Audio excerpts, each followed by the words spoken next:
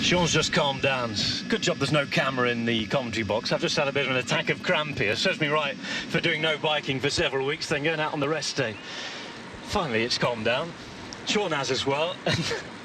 A question, Sean. I know that your team is thinking about moving up levels at the minute. Your team that had a great result the other day in the on-post rast, first, second and fourth, I was told. But Keku wants to know, how do you move up ranks? Is it just purely based on finance, or are the other factors to consider as well? Well, of course, if you're going up to the Continental Pro or Pro Tour, you have to work with the UCI, of course, but to go to Continental Pro from Continental, which the on-post chain reaction team has been for a number of years, it's not a difficult one. It's all about budget, and if you get a sponsor who can, you can put the sponsors together who can come up with that budget, well, then you move up to the next level. And first of all, it's important that you come up through the levels with a team. If you come through Continental for a number of years, which we have been doing, and then move on to Continental Pro, it's a progress you need to make. And we've been in negotiation the last couple of years with sponsors. We're still in negotiation for next year, and there's nothing concrete at the moment, but we're always looking to move up the next level, because I think we have been 7-8 years at the continental level, and it's always nice for everybody, the manager, all the personnel, to move up to the next level. And then the riders, of course, that will change a lot, but it's all about the budget, because from Continental to Continental Pro there's a big difference budget wise. It's 5 times budget. I think I'm right in saying that somebody like Cofidis had about an €8 million budget, didn't they, at Continental Pro level, something like that? Yes, it's a lot of money. Yes, it is a lot of money, and I think some of our viewers looking at it here, they maybe don't realise the costs. And when you look at Continental Pro, 8 million. Cofidis, if you look at the performance they've been having in the Tour of France or the other race for the past number of years, they have struggled. So that tells the Pro Tour teams how much of a budget they have. It's probably 3 times the big ones of budget of Cofidis. Well, the UCI obviously need some more budget, because they were fining everybody, weren't they, on stage 9? We get these communiques through every day with all the results and the sheets and the bits of information, the medical bulletin. And one thing we get is the jury communique. Sean and I having a look every day as we just see the contenders building up to stage 10 here. Bouhanni, Viviani and Nizzolo, 57 kilometres to go. A lot of their teammates had to pay a lot of money to the UCI. We've had fines for taking nature breaks in the wrong place in front of people and buildings and things they shouldn't have done. Of course, Peter Veining, the winner of the stage the other day, fined 200 Swiss francs for taking a bottle inside the last 15 kilometres. There's Miguel Angel Rubiano, who avoided having to empty his bank account to the UCI, but they've been a busy lot this Giro, haven't they?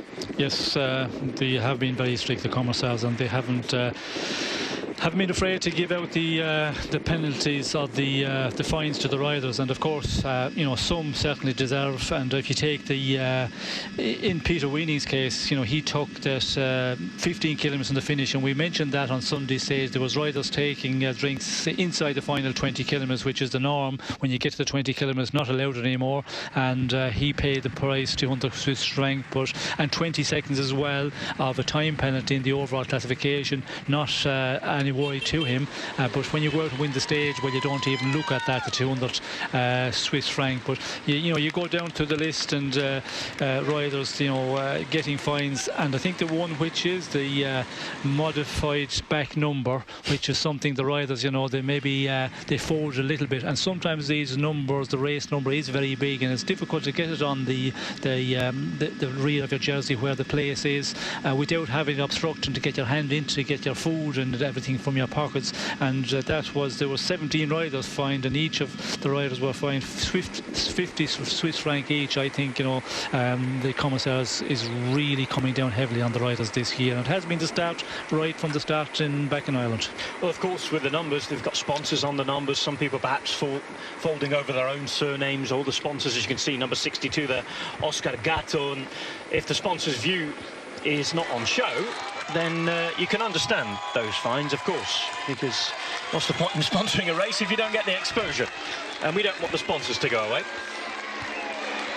Turbercello, they're our friends we saw just a moment ago, the back of them anyway, on the old bikes.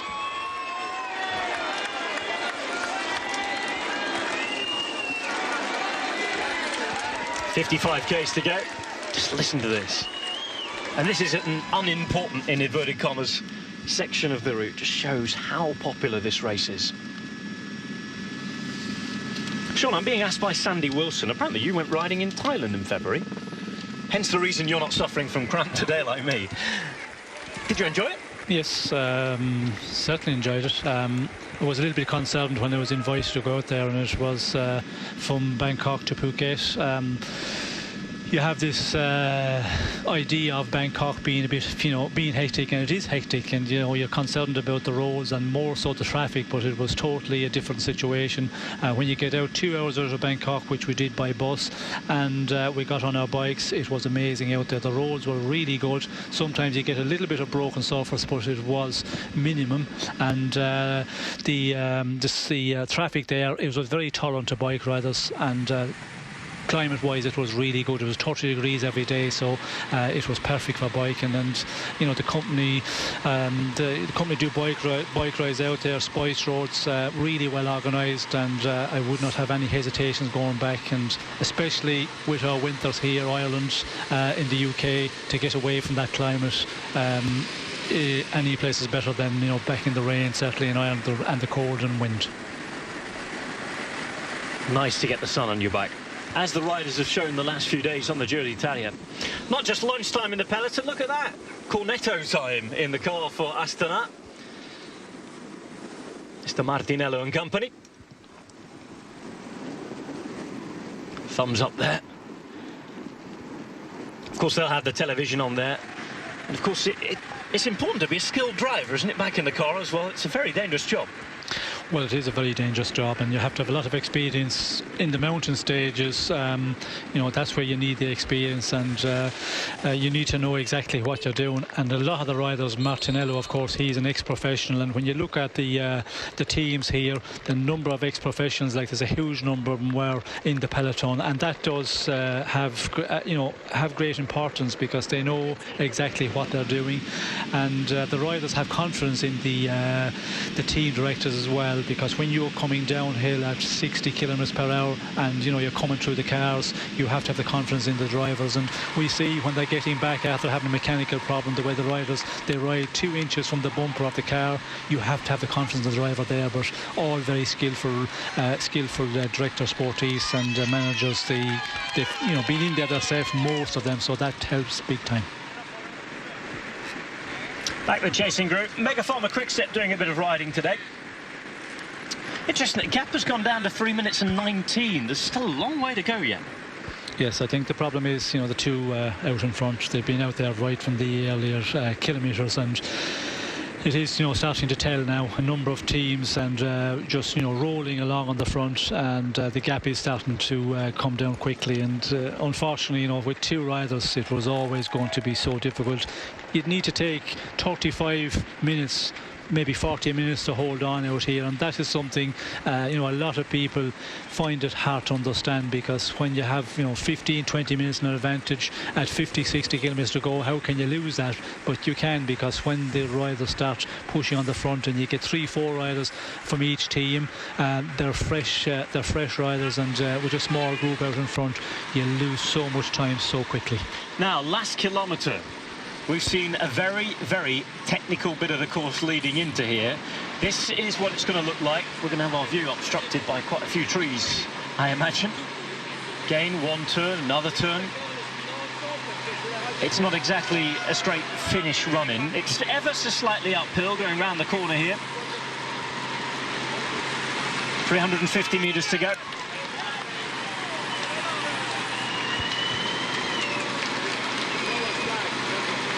How the team's going to approach this? Well, I think again it's a finish here where you have to have a big lead-out train. That is so important. If you have a lead-out train, well, it makes it so much easier. But again, we've seen in this Giro, the lead-out train, it works well to a point, and then they're having difficulty continuing.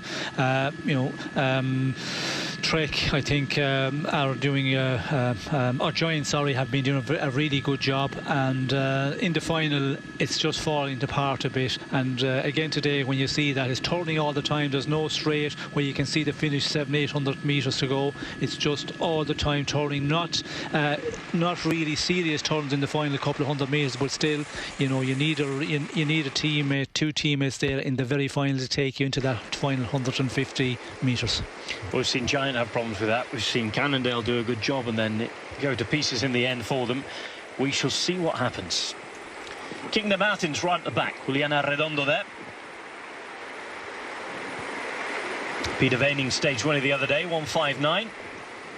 Good win for him, his third Grand Tour stage win. Second on the Giro d'Italia. One of those rare riders to have won a Tour de France stage in his very first year as a professional back in 2005. That's a good eye for the breaks. Colombians having a chat with each other despite the fact they're from different teams. It's that sort of day at the minute on the Giro, or waiting for the action towards the end. The Giro's back after its rest day, inside the final 50 kilometres on stage 10 here. Just two men in the breakaway today, which means it's a very, very easy day for the peloton behind at the moment. 3 minutes and 1. It's almost coming back together a little too quickly at the moment. Sure, the pace will be knocked off in good time. Marco Bandiera is the man out there at the front in the white, and that multicoloured, multi-sponsored jersey we've come to know very, very well for Andrea Fedi, Venezuela, over the last few years. He's alongside Andrea Fedi in the yellow flow, the luminous yellow of Nizzolo, as it's now named. Got a sponsor just in time for the Giro. Gianni Savio and Luca Scinto's team, always lighting up the race. This is the Maglia Rosa group, and it's slowed down a heck of a lot behind. They know what's going on in terms of the time gaps. Just trying to keep everybody safe at the moment. Cadel Evans in pink, leading the race. Finished in Sestola. And now we pedal. That's the message anyway. Pedaling at an easy enough rhythm at the minute. 1:77 there was Tom Stamschneider. Celebrated his birthday last week. Brazilian champion Murilo Fischer has seen Brazilian fans on the side of the road cheering him on. He's got a very important job to do today for Nasser Bouhanni. Bouhanni has already won 2 stages at this Giro d'Italia. French team going well. And they have their hands on the red jersey. If Bouhanni can hang on in the mountains, pick up another win or two here, and then maybe even in the final stage to Trieste, it will be hard to see somebody beating him. These are the stages with the new point system and those extra bit of points. Approaching Parma at the moment. Home to the cheese and the ham, of course. So home to Adriano Malori, time trial rider for Movistar, formerly of Lampre, and a big favourite for the time trial we have coming up on Thursday afternoon. Andrea Fedi, in the meantime, has his sights set on that breakaway prize. Luca Paolini chatting to Oscar Gatto. Paolini on the left in the red and white, 1:87. Oscar Gatto, the number 62. Italian classics hunter riding for Cannondale. And those sorts of conversations have been going along all day. It is a nice day, a nice ride out, almost a social ride at the moment before real work needs to be done. Average speed has been around 42 kilometres per hour. Flat-ish stage today, as flat as they come on the Giro d'Italia. You don't get many stages like this on the Giro. There's Marco Bandiera, rider who likes to ride for the classics.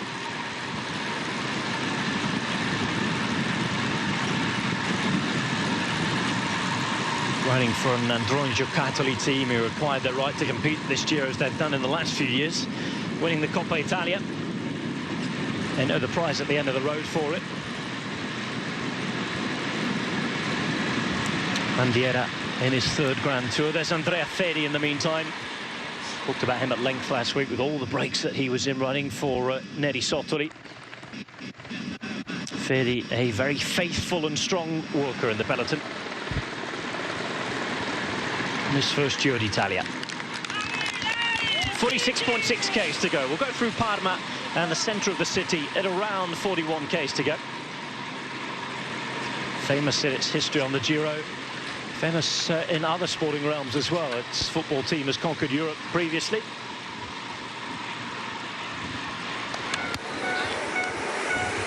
Paolini again right at the back, just in front of him Maxim Belkov. Katusha really in survival mode at the moment. Awful first week of the Giro d'Italia for them. They lost Joaquim Rodriguez, their leader. Gianpaolo Caruso, well, we all feared for his life at one point when we saw the television images.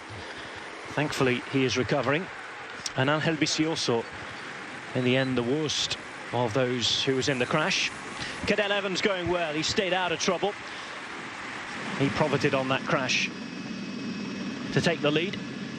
Still something that's being debated to this day. I think everybody, 80–90% of people in the race coming round to the idea that it was the race and the race was on. Only those really affected, obviously, going to feel a bit bitter about that. The likes of Astana, we saw their entire team almost wiped out. Only Fabio Aru stayed in contention, really.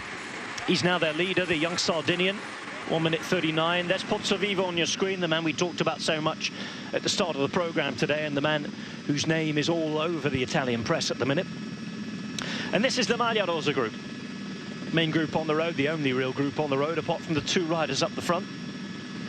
We've had abandons all the way through the week. Riders who started the Giro d'Italia who are no longer in the peloton, or Yanni Brajkovic from Astana, one man down. Stefan Kruijswijk out as well. We mentioned Katusha having Rodriguez, Caruso, Vicioso out of the reckoning.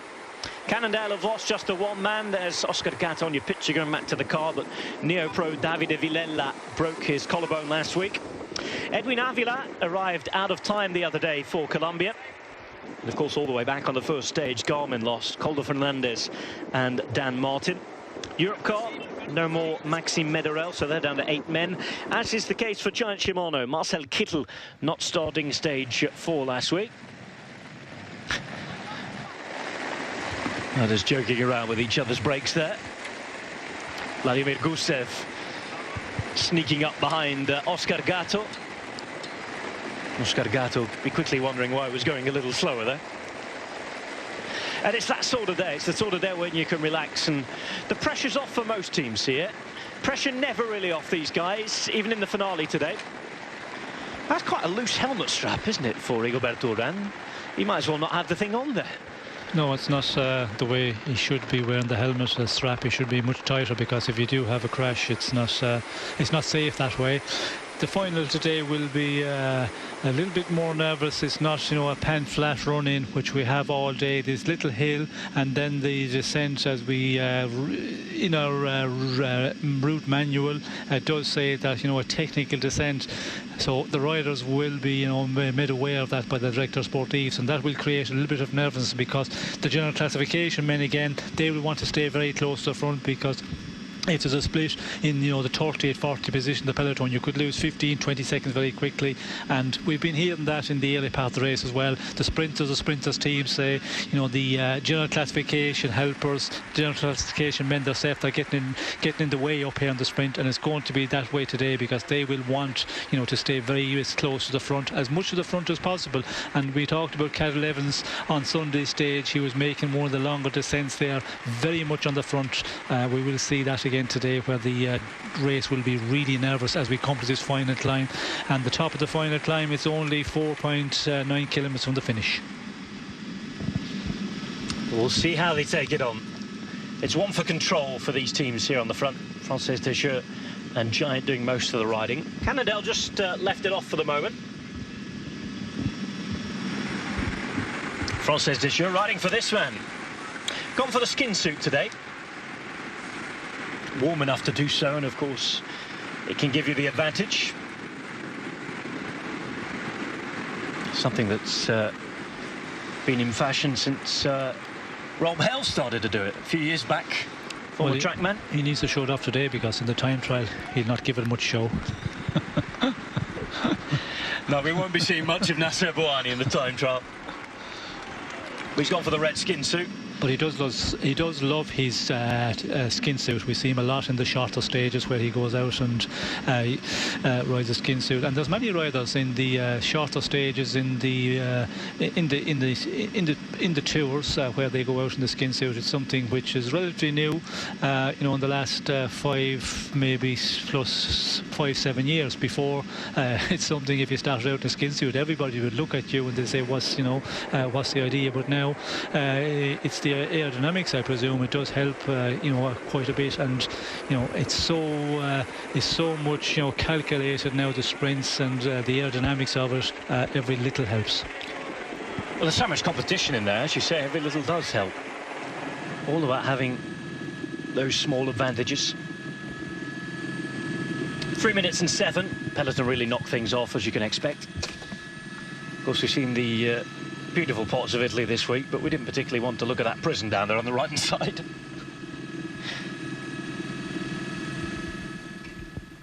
.307, 42.4 kilometres to go. On our way into Parma here. As I said, famous sporting city, not just in cycling, also in soccer as well. Big Italian teams, big in basketball, volleyball, a huge sport in Italy as well. I think I'm right in thinking that the European Cup of Basketball was played at the weekend in Milan.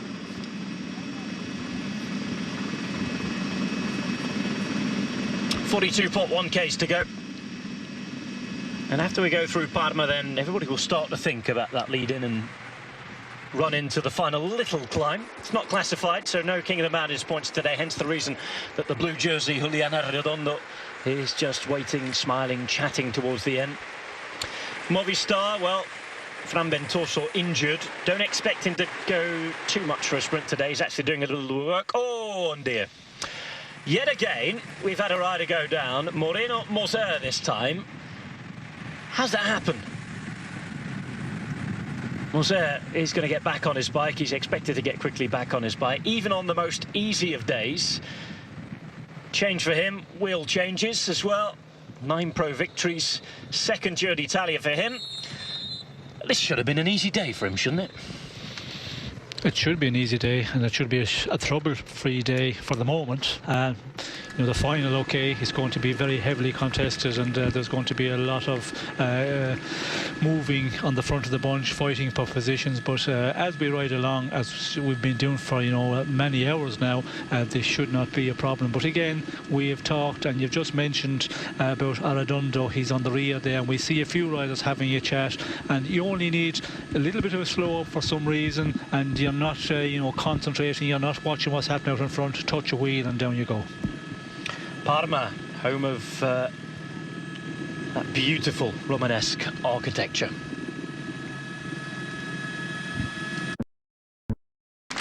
Inside the final 40 kilometres today on stage 10 of this Giro d'Italia. 2 minutes 50 for our breakaway men. Bandiera on the right in the white, Fedi on the left in the luminous yellow. And this is Parma. Last time we were here, Alessandro Petacchi winning.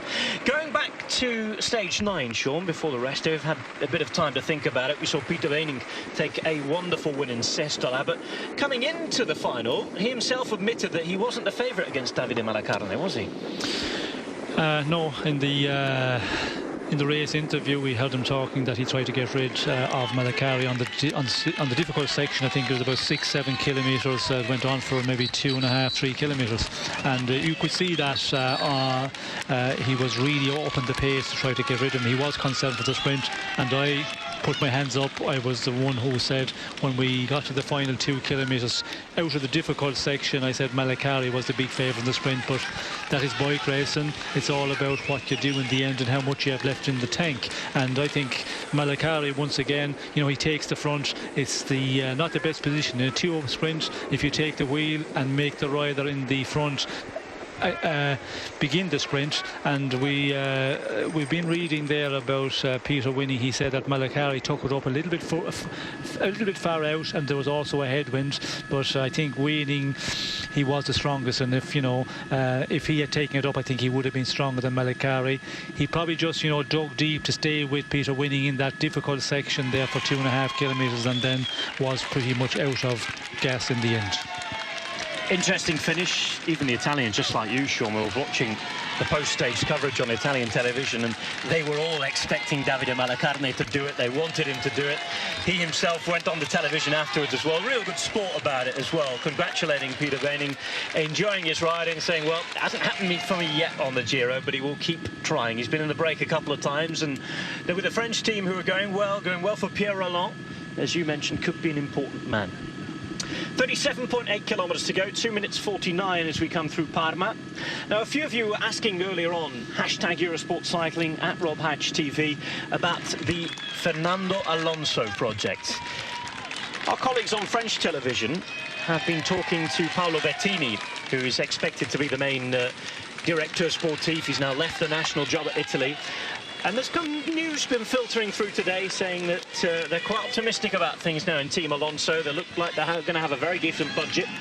And apparently they're already looking at riders and speaking to them. Obviously, not officially, given the fact that the transfer window, in inverted commas, the transfer period that the UCI allows isn't open yet. But they're supposedly talking to riders already at this Giro d'Italia. One man, given the fact that it's Bettini who is doing the transferring, let's say, heavily linked with them, is Luca Paolini. You'd expect him to follow his big mate over there, wouldn't you? Yes, and we were optimistic last year during the Vuelta, and then it all fell flat. So hopefully that it will take off, and it has to be starting to move now. June, July, that's the time you have to start making contract with riders, and you have to be able to say to the riders, okay, we have a budget, we're going to have a team, and you know, the signing is supposed to be quite later UCI rules, but I don't know if they work by or abide by UCI rules all the time. But at least if you have got the budget, you can start going talking to riders, and once the riders know, and you know they realise that it is a team there, the budget is there, well then they will hold on. And if you're not signing before the permitted time by UCI, well at least you know you've made the contract. So it should be in full motion at the moment, and when you get into June, July, you have to start really negotiating with riders. And if you're talking about Continental Pro, you need quite a big team of riders. If you're talking about Pro Tour, well then you need 26 or 30 riders. It is it's a big team, and there's a lot of negotiating to go on there, and you need time to do that. You certainly do. We're into Parma now, biggest city in the region. Nice and warm today, but it gets absolutely freezing in winter. Stuck in the middle of the plains in Emilia-Romagna, former capital of the Duchy of Parma and Piacenza. Riders warning each other about the traffic islands. Something that the Giro organisers must look at. Grand Tour organisers. We've had so many accidents in this race so far. Parma, famous for its architecture, also has importance in the modern European Parliament and setup. Food safety authorities here, so hopefully we can not expect any dodgy stakes around this race this year. Crossing the River Po again. Famous musical city as well, Parma. Toscanini, Giuseppe Verdi as well. All from here. And let's not forget the cheese and ham.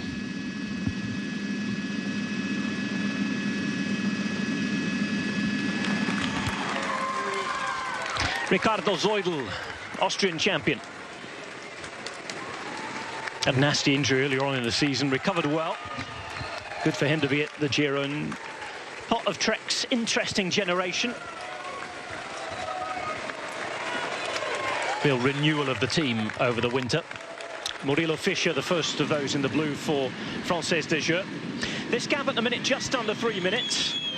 When will they really start to put the chase on here, Sean? Well, I think they will want to leave them hanging out there as long as possible, or two breakaway riders, but the general classification teams, they will start moving to the front with this final. A little bit maybe nervous with the descent we have got, and we've talked about it, and it's also highlighted in the route manual, and with two riders out in front, you know, you can make the calculation, leave them, you know, hang out there, and they have been doing that because the gap was coming down very, very quickly. They seemed to slow down, and they went over 3 minutes, 3.5 minutes there for a time, with 34 kilometres to go. If they start to, you know, get nervous in the front of the bunch, well, then this two-man breakaway will be swallowed up real quickly. Stammschneider and Zoidl sharing a joke there, and the fact they can still share a joke suggests that at the minute they're quite happy to just get through this city before any of the real catching comes on. Pace is being upped afterwards, I imagine. 3 minutes and 3. Still quite a bit of relative calm in the bunch, but we've still had a fall. Those of you who missed it before the break, Moreno Moser hitting the deck. Young rider from Canada.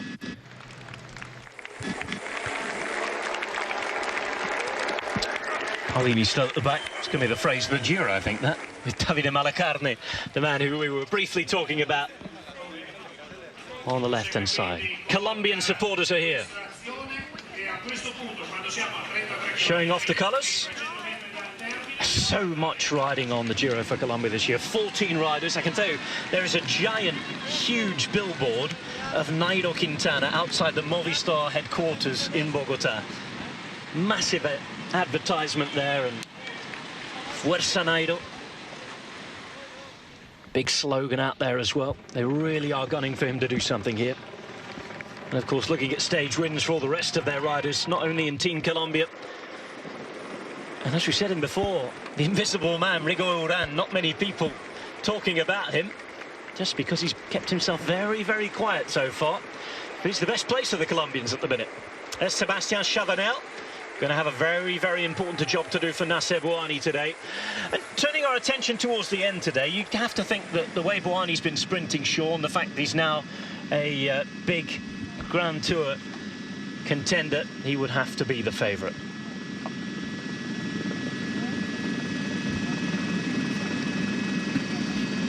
32.4 kilometres to go.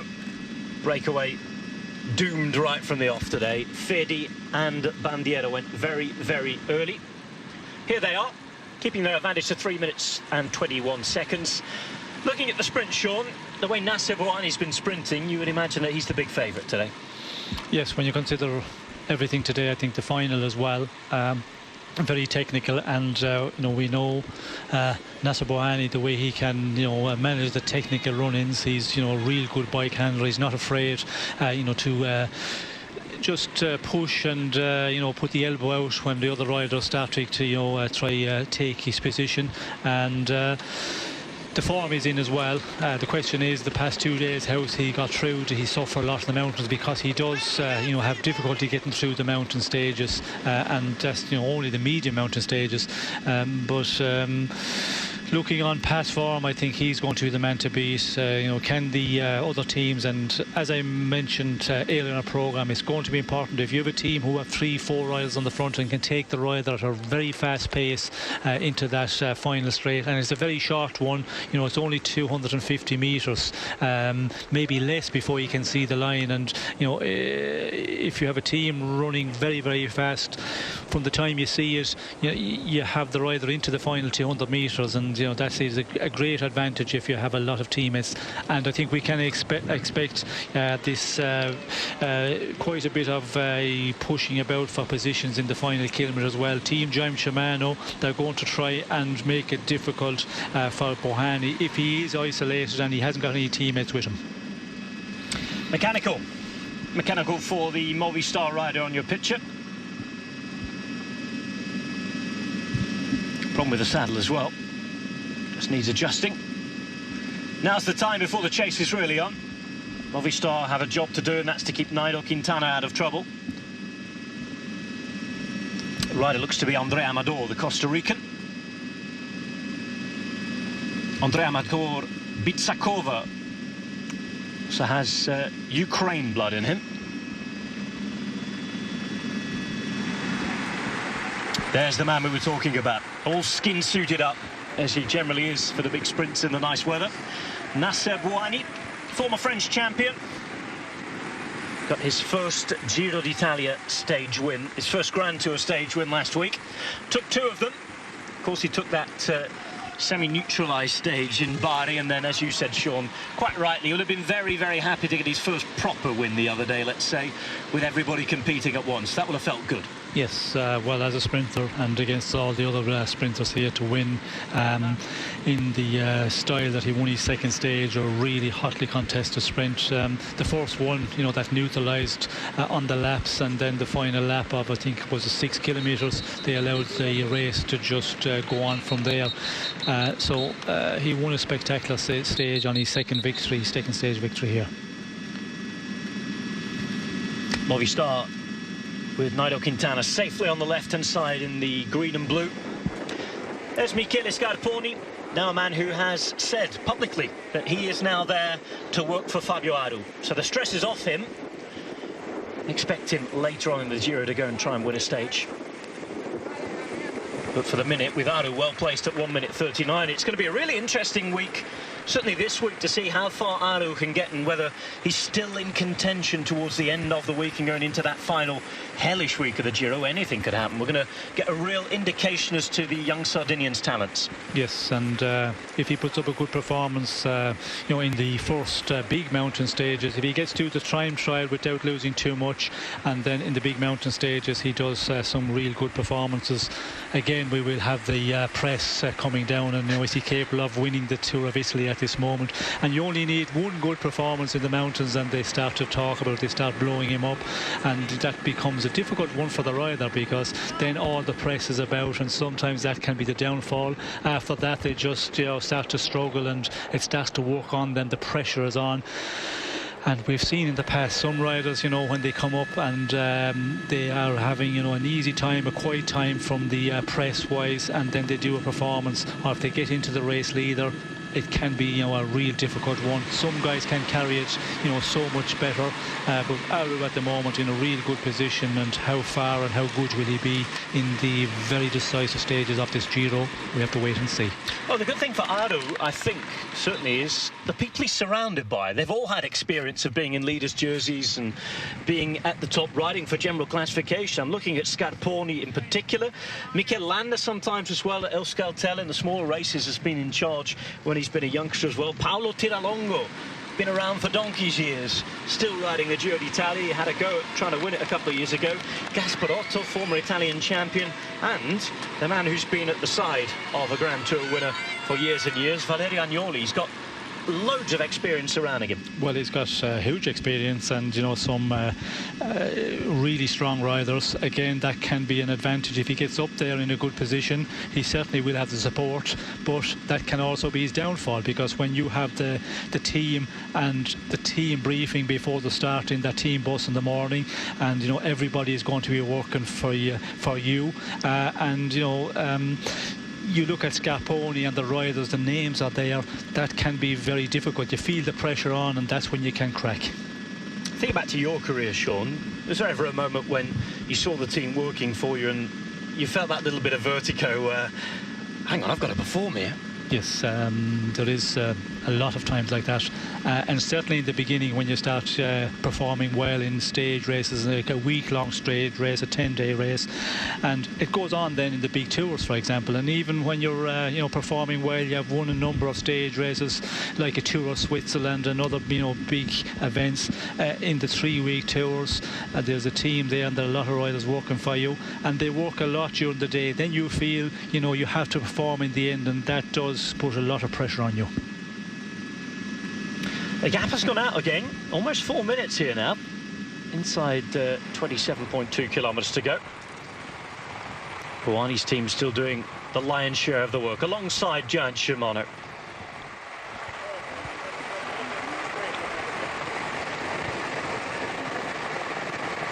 Tom Stam-Schneider, Ricardo Zoidl, and the whole Française des Jeux team. It's clear which teams are interested in the sprint here. It's interesting that Cannondale haven't really committed themselves today. We saw Elia Viviani coming in and claiming 3 points from the intermediate sprint. The fact that they're not committing anything, Sean, do you think that's more tactical, or is that a sign that Viviani's not feeling too good? Well, it could be either, but at the moment when you see there's a team really taking it on, and that is Française des Jeux. They have a number of riders up here, and of course I think within Française des Jeux, Bouhanni, he is the big favourite here, so they're allowing Française to take all the majority of the riding in the front and the control in the situation. Giant Shimano have a man in here, so they're just committed to a certain extent, but it looks like that's everybody, riders in the peloton and the sprinters teams, they seem to think that Bouhanni is the big sprinter here for the moment, and they're leaving them do the big share of the work. It's the red jersey we're going after today. Beautiful images. 4 minutes. That gap has grown.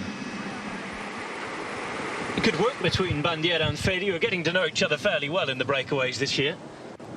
They've been present a couple of times together as the peloton comes over the Ponte Taro. Most important bridge of its kind when it was built.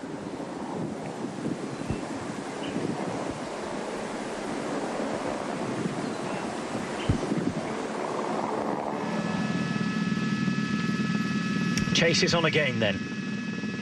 Be given a little kick up the backside with that gap going out to 4 minutes again. Just make sure that they keep everything in check. Again, you still really wouldn't doubt the fact that this breakaway is going to be closed down, would you? No, I don't think there was any doubt, from earlier on in the day that they were going to be able to close down this breakaway, and it's just that the gap has grown out a bit, and possibly with the distance from the finish, just coming to the 25 kilometres to go, the two out front maybe have been holding off a bit, or has the peloton knocked off, and that's difficult to see here, but you can see certainly that they have knocked it off on occasions. Have they done that in the last 5 to 10 kilometres and allowed our two breakaway men to gain advantage out front? Well, not too much in the way of action today, but we've managed to get through all the housekeeping. Talking about exactly what's happened up to now in the Giro, setting ourselves up for this week, and we're now setting ourselves up for this stage finale. Bandiera's at the back, working very, very well with Fedi. Just a bit of nasty road furniture to get in the way of. Thankfully, everybody avoiding it. We've already seen one crash today, and that was Moreno Moser going down quite needlessly at the back. It's been a bit of a lazy day in the peloton. It can happen that you're chatting to your mate and you're on the ground before you know it. 25 Ks to go, though, for these men in the breakaway. Marco Bandiera and Andrea Fedi. They're going to be numbers 2 and 1, respectively, in the Fuga Pinarello breakaway prize. Bandiera will have gained a place to second after making the break yet again. Lots of people watching on the side of the roads. Tuesday afternoon in Italy, Tuesday afternoon on the Giro, and the sun has been out. The weather very much more like we'd expect it to be at this time of the year right now. Française des Jeux doing a very good job so far for Nasser Bouhanni. There's Jussi Vaikkonen, the team's road captain, in his Finnish national champions jersey. We mentioned the classy champions jerseys that Française des Jeux have at the minute. The French champion with Arthur Vichot, and of course Vaikkonen there. They've got an understanding sponsor in Française des Jeux. They've allowed those couple of jerseys not to have the sponsor's name right across the front, and it gives a really classy look.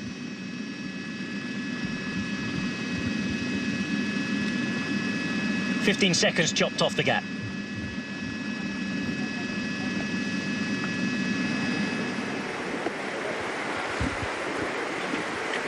Wout Poels riding at the back for Omega Pharma Quickstep. 112 there's Lars Yitting back on the left-hand side in the red. These are our men in the breakaway. Bandiera and Fedi trying their best to press on.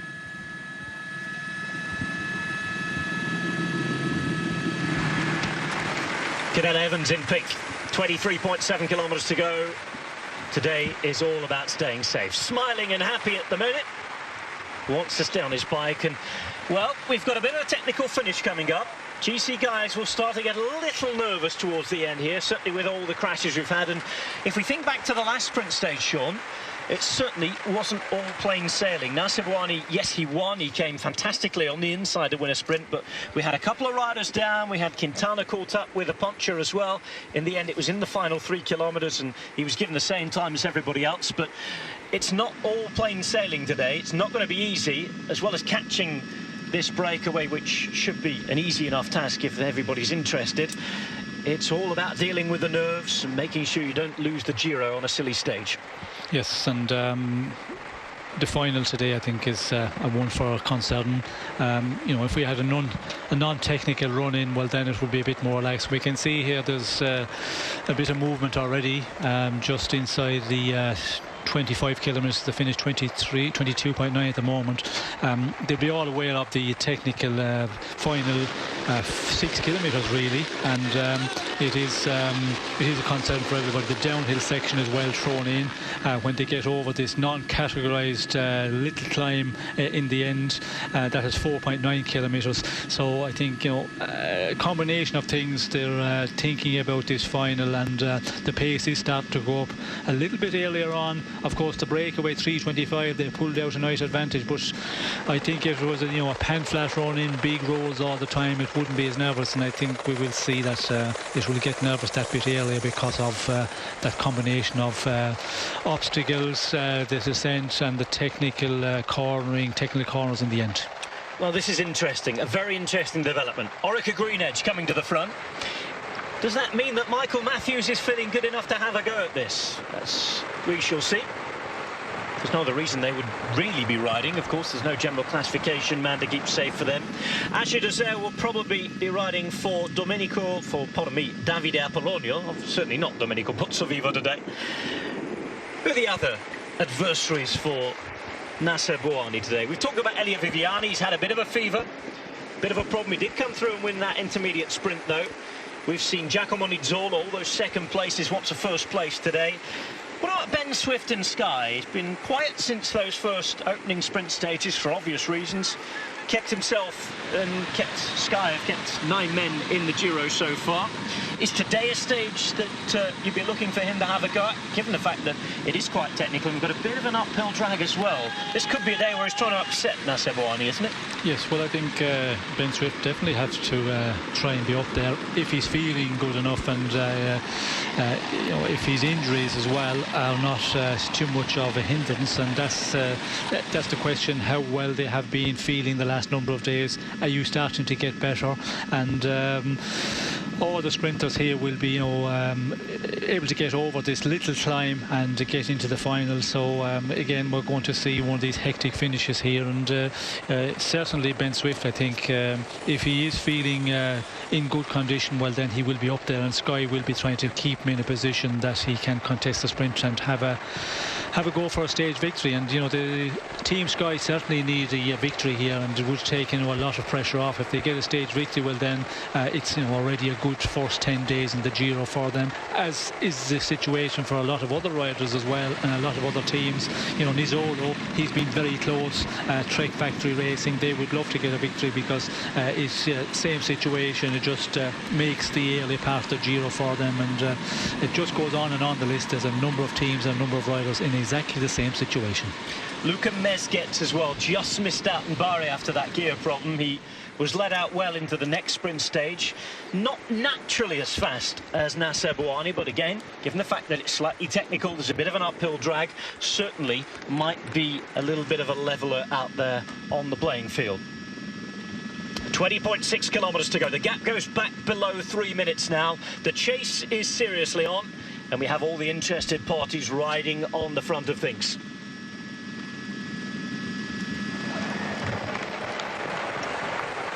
Giant Shimano with Tom Stamschneider has been doing a good job today. These are our guys in the break. Let's not forget about them. Marco Bandiera on the left in the white, and in the yellow we have Andrea Fedi, who comes just behind as they swap over. They've been working really well together, certainly given the fact that they have been on a no-hoper most of the day. Went very early, kilometre 0. Exposure and prestige for them. Fedi chats to Bandiera, tries to keep his companion out there going. No problems with communication, both Italian riders, as they get a shout from Luca Scinta in the car as well. Coming up to 20 kilometres to go. 2 minutes 49 though, it just shows exactly what Sean was talking about a moment ago. As soon as they want to reel that gap in, they can. It's almost by will. Just knock the pace up a bit, and very quickly, you've seen 1 minute and 15 seconds just shaved off like that.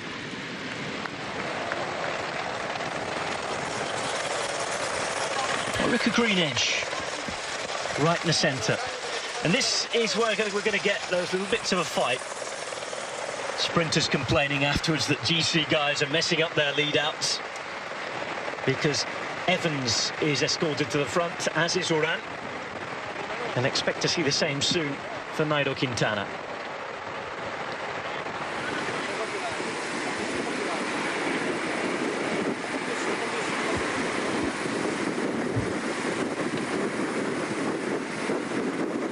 Inside 20 kilometres.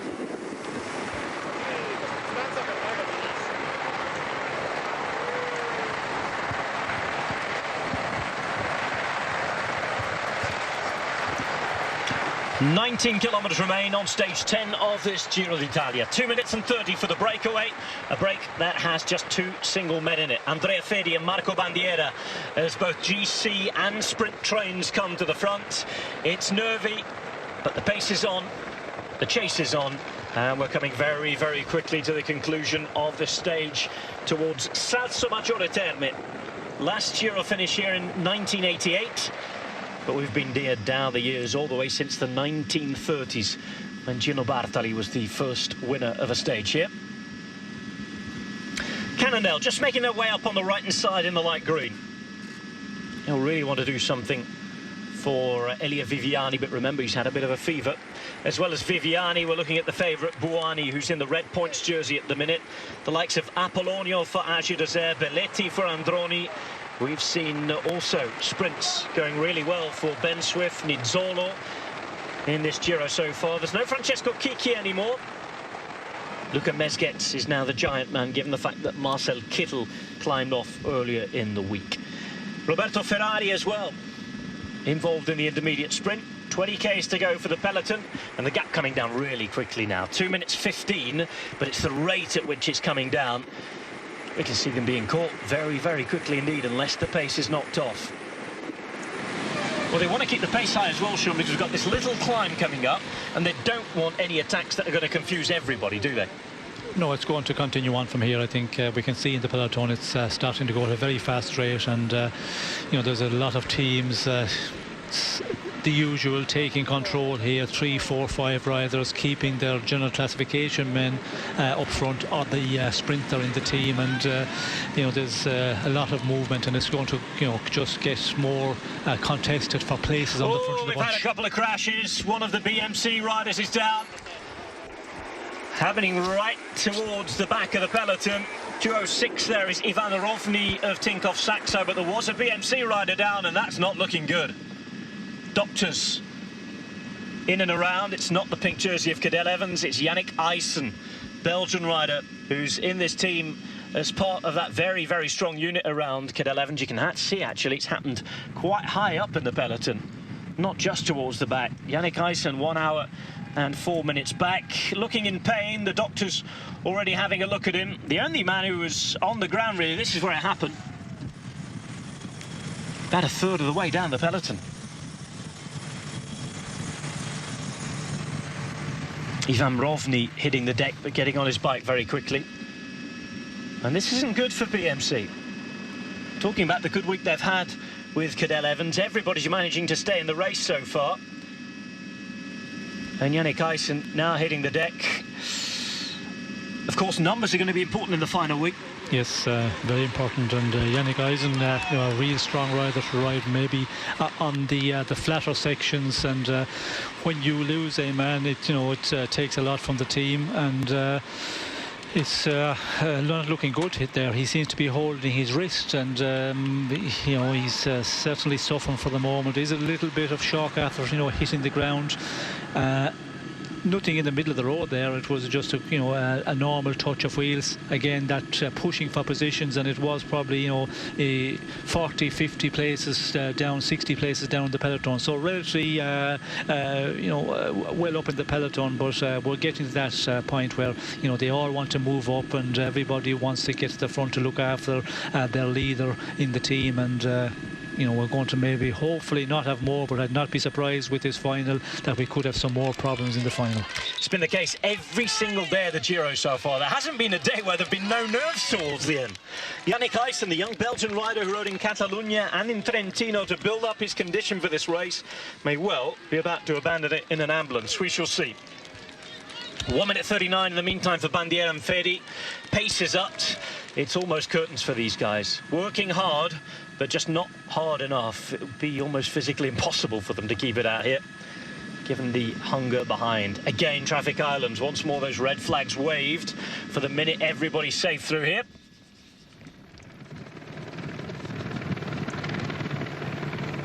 That was how the break came through.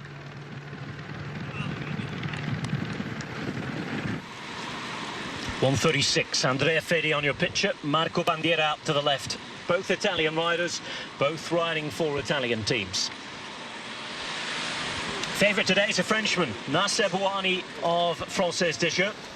We'll look out for the likes of Viviani, even though he's got a fever. Alessandro Petacchi, well, you wouldn't expect him to win today. He hasn't really had a go at sprinting so far in this race. Edvald Boasson-Hagen was up there for Sky in support of Ben Swift. Well, it's one of those with Alessandro Petacchi. He might well find himself in a position where he can have a go. The first plan is to keep Rigoberto Urán safe. Certainly what we've just seen. Yes, that seems to be the case right through this Giro. And on the front, Omega Pharma Quick Step, Rigoberto Urán seems to be the one. Petacchi hasn't really contested the sprints at all. And with this final today, it would be surprising to see him, but you never know if he's feeling better, maybe feeling his best. He has been in the race, but they're very much to the fore with the team. The one I'm looking at here is Tyler Farrar, Garmin Sharp. He's also, a candidate here. Kenny de Haas as well. So there's, when you look down to the list of teams here and the list of sprinters that are in the race, you can pick out, 8 or 9 riders capable of winning here, and it's all about getting into the final couple of 100 metres and being in the real good position. Bernie Eisel timed for Sky. Made his way to the front of the peloton. It's here where his job begins. It's all about putting Swift into that right position and organising the lead train. Kenny de Haas, as Sean mentioned, on the wheels there for Lotto Belisol. Tosh van der Sande should be the man to help him out. Lars Jitting back there to do a good job as well. On the left-hand side, we've Lampre with Roberto Ferrari. They're still doing the bulk of the work through the middle, riders from Giant and Française des Jeux. Jussi Vaikonen's turn second wheel there. 1 minute and 20 now. Strong riding being done by several teams. Oh, and it's bad news for Yannick Aysen. Bad news for Cadel Evans as well. Let's hope that Yannick Aysen recovers well. But for the first time, BMC lose a rider. Not quite halfway through the Giro. Not ideal for Cadel Evans. And again, as we said, one man to control things on the flat and certainly in the earlier parts of the less steep climbs. Yes, it will be a big loss because he is a real strong rider, one who you can rely on day after day, and that's what is important in a big tour. As you get into the second week and you get into the third week, somebody who can ride on the earlier part of the stage if there's a flat section, or in between climbs where there's 20-25 kilometers in the valley. And every man is so important in a team when you have to control the race at this early part, and that's the position for BMC. They have taken leadership very early, so losing one man is going to be a big handicap in the end of this race.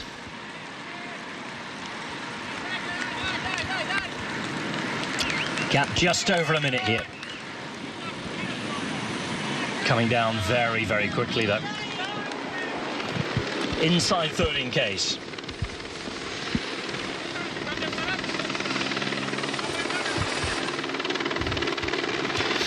Marco Bandiera and Andrea Fedi, after a few hours of friendship, are falling out. Fedi wants it to keep going. Bandiera's not too interested at the minute because they're being caught. 58 seconds now. Peloton on the right-hand side. And interesting that Bouhanni are coming to do some work as well. I wonder if Nicola Ruffoni is feeling good.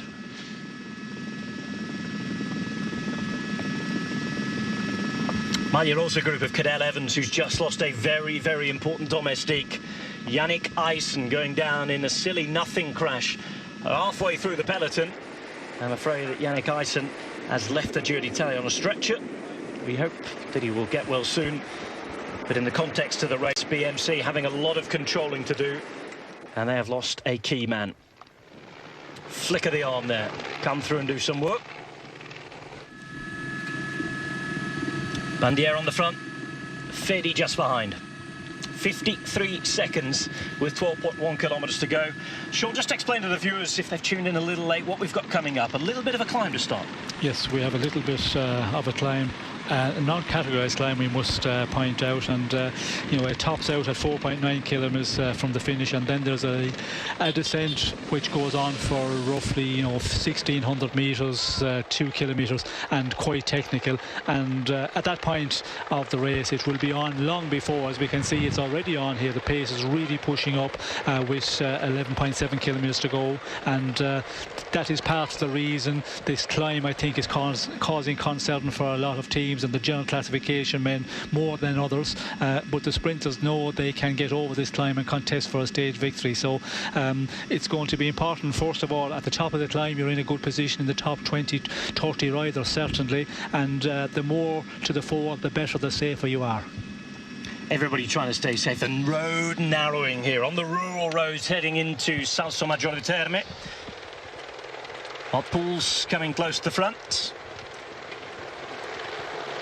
Big one for Ilio Case as well today. A lot of work to do for him. And a megaphone, a quick step. Bouhanni getting interested. Nicola Bohem riding on the front. The rider from Veneto. Just behind him, 148 is Peter Seri. 144 there, Ilio Case, who we mentioned. Julien Vermont in third position as well. Rigoberto Urán just behind him, and just on his wheel, Alessandro Alejet Petacchi. Not doing too much work at the minute, perhaps just seeing how he feels and seeing how this develops in terms of keeping his leaders safe. Just over 10 Ks remain. We're going to see the junction with the breakaway very, very soon. The gap has been absolutely destroyed by an upping in pace behind. Even the crash of Eisen couldn't really stop things for them. It was never a day where we were expecting the break to survive. Certainly a break of just two men, Bandiera and Fedi. It is a flat day today. At the moment, we're going to take on the only small bit of climbing that we've seen all day. This is how it happened. It was Farah who went down, taking almost half the peloton with him, Sean. Yes, well, at that point, you know, in what, 7th, 8th position, Farrar, he seemed to have to brake heavily. Did he touch the wheel? But, you know, with the riders going such a rate here, there was no way that they could get round him, and at least, what, 15 plus riders down. Cadel Evans once again having a lot of luck in there. And that's the sort of things where you start to feel this might be my year. Just about dodging the crash. Samuel Sanchez in front of him, who had to brake heavily as well. This was the sprint again, Sean. Yes, as we can see here, you know, Bouhanni quite a bit off here, but you know, recovering quite well. Timmer was the one who takes it up, and when Bouhanni takes a sprint, we can see he just plays the waiting game. Nizzolo really taking it up, but Bouhanni very cool, and in the final, what, 50-60 metres just floats by. Bouhanni takes it ahead of Nizzolo and Matthews. Bouhanni, boom, does it again. Well, he's had to fight. He likes his boxing, and he's used all of his skills to survive to the end. He shows his power, guns it over the line, and yes, he deserves every little bit of adulation he's going to get. It is all about him today. Stage 10 of the Giro again goes to Nasser Bouhanni, and a huge step forward in his career this week.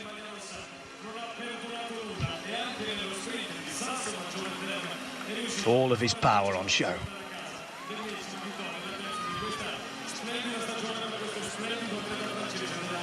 And congratulations Sebastian Chavanel there saying well done, but I think the work that Chavanel did, congratulations, be going the other way as well. Yes, I think Chavanel was, a huge part of the stage victory for him here, because we did see he was a long ways off and he had to battle to get over that climb, make it up to the front. But Chavanel, he just held him there on the front, kept him out of danger, and certainly rode 1.5 kilometres. And at the rate they were going, 60 kilometres per hour, that is so important that you can keep your man in the position. And from there on, Bouhanni was in control.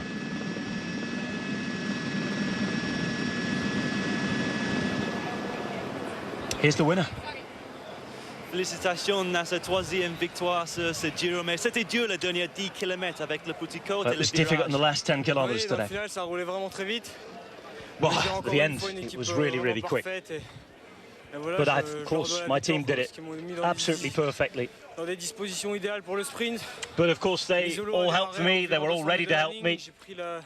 And they made me have a very, very good approach to the sprint. 160 mètres de la ligne environ. I just followed my teammates and I did my bit. And of course, 500 metres, I did the job. Very happy with it. Every right to be happy with it as well. Showed his control, as you said, Sean. And this is a guy who we can look at, I think, in the rest of the Grand Tours this year with the fight he's shown to compete with everyone else. In the meantime, this is the Maglia Rosa. Staying safe at the front with your team today. It looked like quite a relaxed day until that final 15Ks. Yeah, as expected after a rest day, everyone's a bit fresher, a bit recovered physically and mentally. Yeah, and then the final climb, it went very fast. We saw that there, and of course the descent, and fresher riders desperate to enter after the descent, and yeah, it's often makes a more dangerous finish. Your teammate Yannick out of the race. I'm not sure exactly what the injury is, but how much of a blow is that to you as a team? Of course, a young rider who's doing in his first year's Grand Tour. He'd made a lot of progress to be here and came to a really good level today. And yeah, of course we miss one, but also for him and his career, his progression. And let's hope he's okay. Of course, we'll miss him. We'll miss him from every day here to Trieste, and I'm fortunate for him. Cadell, thank you very much. Thank you. Well, Evans happy to stay out of trouble, but again, just dwelling on that very, very big loss that is Yannick Ice. No change in the overall standing. Evans to Uran and to Maika. Pozzovivo in 4th, Morabito 5th. Aru, Ulissi, Kelderman, Quintana and Kieselowski all in the top 10.